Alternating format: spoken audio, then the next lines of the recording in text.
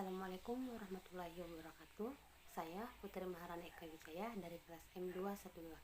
Di sini saya akan mengumpulkan hasil dari diskusi yang telah kami lakukan. Klausa merupakan suatu gabungan dua kata atau lebih yang mempunyai predikat dan berpotensi menjadi suatu kalimat.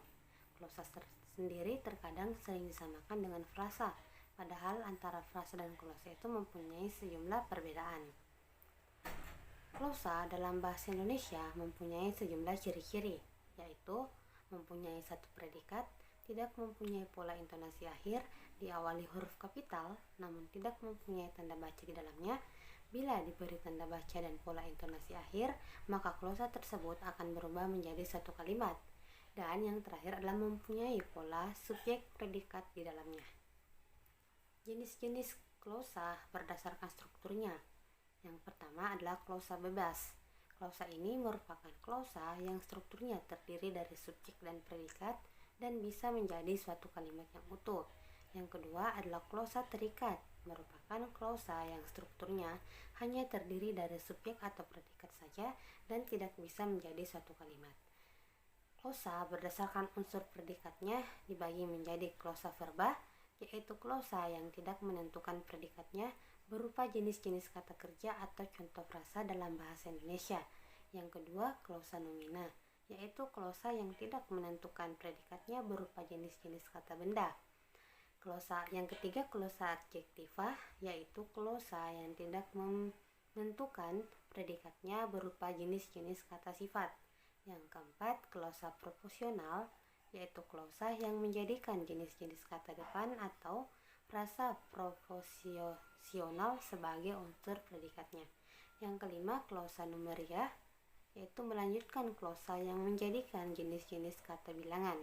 Yang keenam, klausa adverbiah, yaitu klausa yang menjadikan jenis-jenis kata keterangan.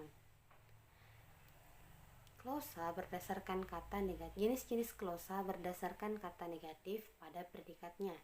Yang pertama, klausa negatif, yaitu klausa yang predikatnya mengandung kata-kata negatif seperti bukan, jangan, belum.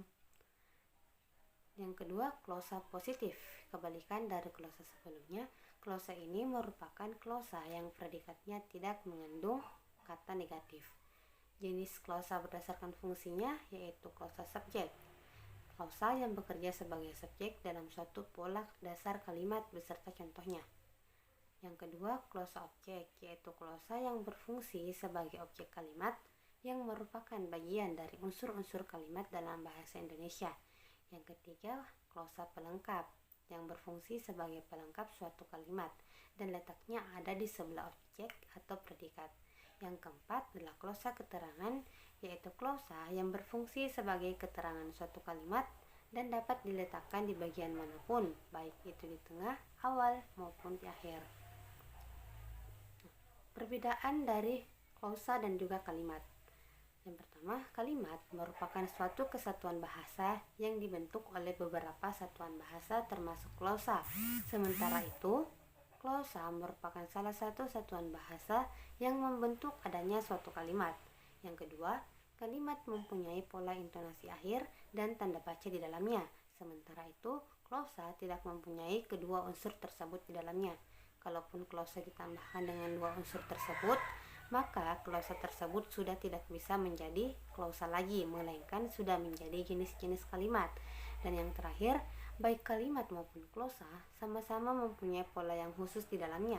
Kalimat mempunyai pola yang variatif, di mana kalimat bisa ditulis dengan pola SP, SPO, SPK, SP, PL, dan pola-pola kalimat dasar lainnya. Sementara itu, klausa hanya mempunyai satu pola yang sangat sederhana, di mana klausa hanya mengandung subjek predikat di dalamnya. Mungkin hanya itu kesimpulan yang dapat saya sampaikan.